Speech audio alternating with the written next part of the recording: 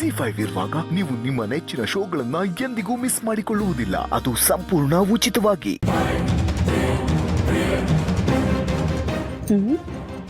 ನನ್ನ ಕಂಡ್ರೆ ಆಗದೆ ಇರೋರು ಈ ಮನೆಯಲ್ಲಿ ತುಂಬಾ ಜನರಿದ್ದಾರೆ.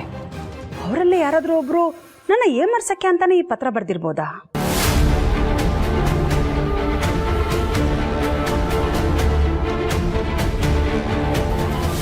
ಕರಡಿ ತರ ಮೀಸೆ ಬಿಟ್ಕೊಂಡಿರೋ ಈ ಚೆನ್ನಪ್ಪಂಗೆ ಅವತ್ತು ಅಖಿಲ ಆಕೆ ಹಿಂದೆ ನಿಂತ್ಕೊಳ್ಳೋದು ಬೇಡ ಅಂತ ಬೈದು ಜರ್ನಿ ಹಿಂದೆ ನಿಂತ್ಕೊ ಅಂತ ಹೇಳಿದ ಕೋಪಕ್ಕೆ ಈ ರೀತಿ ಸೇಡ್ ತಿರ್ಸ್ಕೊಳ್ತಾ ಇರ್ಬೋದಾ?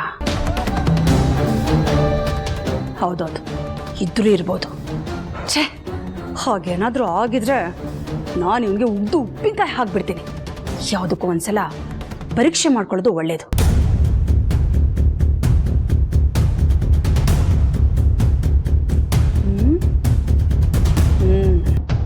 ಇವನ್ ಕೈಯಲ್ಲಿ ಏನಾದರೂ ಬರ್ಸಿ ಇವನೇ ಬರ್ದಿದ್ದ ಅಂತ ಕಂಡಿಡಿದ್ದೀನಿ.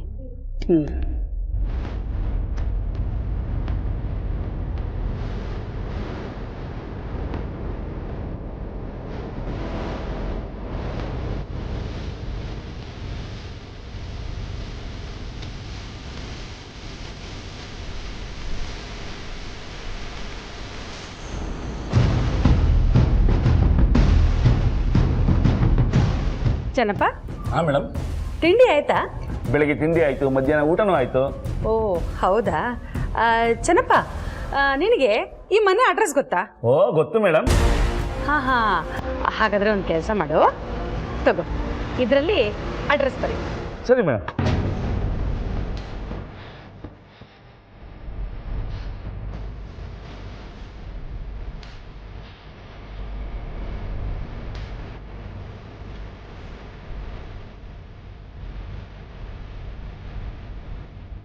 ಹಾಂ ಮೇಡಮ್. ಕನ್ನಡದಲ್ಲೇ ಬರ್ತಿದ್ದೆ ತಾನೆ? ಹಾಂ ಮೇಡಮ್, ನಾವು ನೀವು ಸೇಮ್ ದಿಕ್ಕಲ್ಲ ಇದ್ದೀವಿ. ಅಂದರೆ ಮೇಡಮ್, ನಿಮ್ಗೆ ಇಂಗ್ಲೀಷ್ ಬರಲ್ಲ, ನನಗೂ ಇಂಗ್ಲೀಷ್ ಬರಲ್ಲ, ಅದಕ್ಕೆ ಕನ್ನಡದಲ್ಲೇ ಬರ್ತೀನಿ ಮೇಡಮ್. ಓಹೋ, ಈ ಹೆಂಗಸಿಗೆ ಡೌಟ್ ಬಂದಿರೋ ಹಾಗಿದೆ. ಡೌಟ್ ಬಂದರೂ ಈ ಲವ್ ಲೆಟ್ರನ್ನ ಬರೆದಿರೋದು ನಾನೇ ಅನ್ನೋ ಸೀಕ್ರೆಟ್ ಮಾತ್ರ ಯಾರಿಗೂ ಗೊತ್ತಾಗಲ್ಲ. ಆಯ್ತಾಯ್ತು, ಎಷ್ಟರಲ್ಲಿರಬೇಕೋ ಅಷ್ಟರಲ್ಲಿದ್ರೆ ನಿನಗೂ ಒಳ್ಳೇದು, ನನಗೂ ಒಳ್ಳೇದು.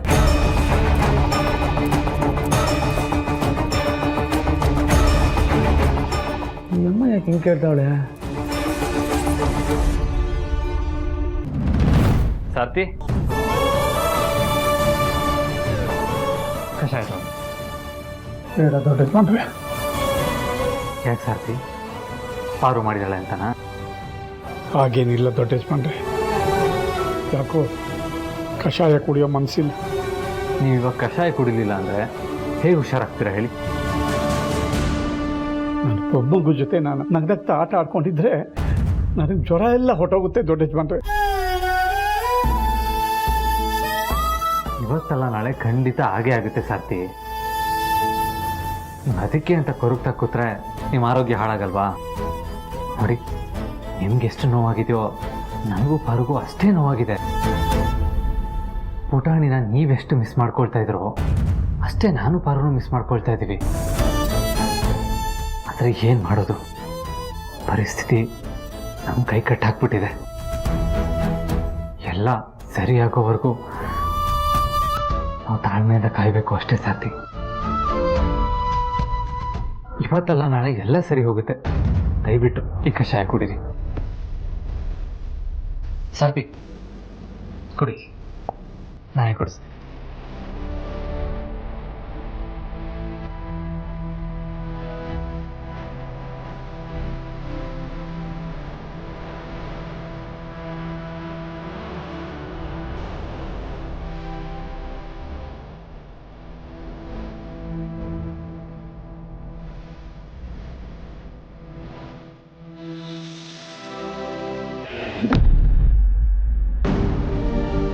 ಬಾಕಿ ಎಲ್ಲರದ್ದು ಊಟ ಆಯ್ತಮ್ಮ ಭಾನುಮತಿ?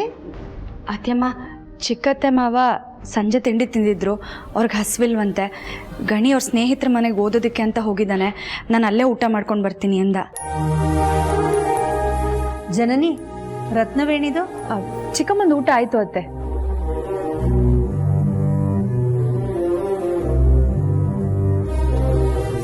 ಹನುಮಂತು ಎಲ್ಲಿ? ಎಲ್ಲರ ಬಗ್ಗೆನೂ ಹೇಳಿದ್ರಿ, ಹನುಮಂತು ಬಗ್ಗೆ ಏನು ಹೇಳಲೇ ಇಲ್ಲ.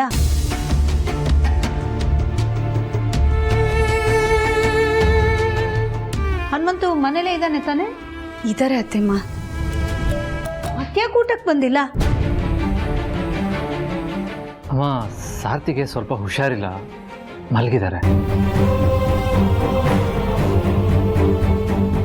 ಹೌದಾ?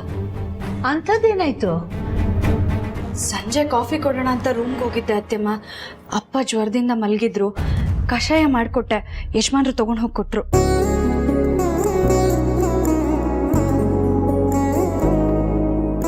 ಹನುಮಂತಗ್ ಹುಷಾರಿಲ್ಲ ಅನ್ನೋದೇ ಗೊತ್ತಿರ್ಲಿಲ್ವಲ್ಲ.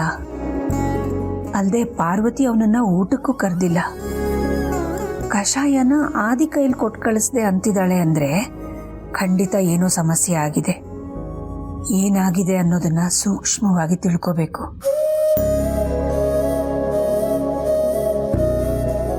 ಹನುಮಂತು ಮನಸ್ಸಿಗೆ ನೋವಾಗುವಂಥ ಘಟನೆ ಏನಾದರೂ ನಡೀತಾ? ಇಲ್ಲಮ್ಮ, ಹಾಗೇನೂ ಆಗಿಲ್ಲ. ಈ ಮನೇಲಿ ಏನಾಗ್ತಿದೆ ಅಂತಾನೆ ಗೊತ್ತಾಗ್ತಿಲ್ಲ ನನಗೆ. ಅಲ್ಲ, ಮನೇಲಿ ಯಾರಿಗೆ ಏನೇ ಆದ್ರೂ ಮೊದಲು ಓಡ್ ಬಂದು ನನ್ನ ಹತ್ರ ಹೇಳ್ತಾ ಇದ್ದಿದ್ದು ಪಾರ್ವತಿ. ಅಂಥದ್ರಲ್ಲಿ ನಿನ್ನ ಅಪ್ಪಂಗೆ ಹುಷಾರಿಲ್ಲ, ಜ್ವರ ಬಂದು ಮಲಗಿದಾನೆ, ಅಂಥದ್ರಲ್ಲಿ ಒಂದು ಮಾತು ಹೇಳಿಲ್ಲ. ಹೋಗ್ಲಿ, ಡಾಕ್ಟ್ರಿಗೂ ತೋರಿಸ್ದೇನೆ ಕಷಾಯ ಮಾಡಿ ಆದಿ ಕೈಯಲ್ಲಿ ಕೊಟ್ಟು ಕಳಿಸಿದೀಯ. ಏನಾಗ್ತಿದೆ ಇಲ್ಲಿ?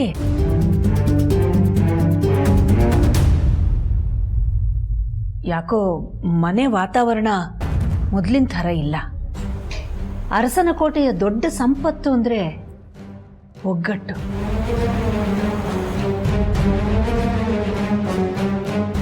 ಇಲ್ಲಿ ಎಲ್ಲರೂ ಖುಷಿಯಿಂದ, ಪರಸ್ಪರ ಪ್ರೀತಿ ವಿಶ್ವಾಸದಿಂದ ಒಬ್ರಿಗೊಬ್ರಿಗೆ ಸಹಕಾರ ಕೊಡ್ತಾ ಆ ಒಗ್ಗಟ್ಟನ್ನ ಕಾಪಾಡ್ಕೋತೀರಿ ಅಂತ ನಾನು ಅನ್ಕೊಂಡಿದ್ದೀನಿ. ಅದೇ ನನ್ನ ಆಸೆ.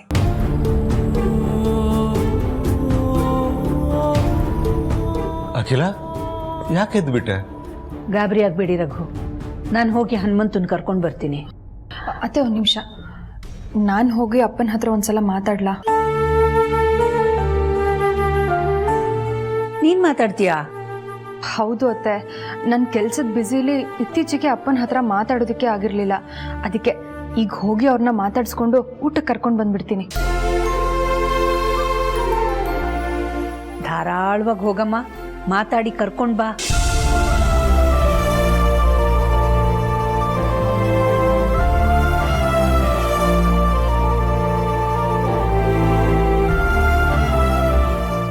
ZEE5 ಆಪ್ ಡೌನ್ಲೋಡ್ ಮಾಡಿ ಎಲ್ಲಾ ಸಂಚಿಕೆಗಳನ್ನು ಸಂಪೂರ್ಣ ಉಚಿತವಾಗಿ ನೋಡಿ.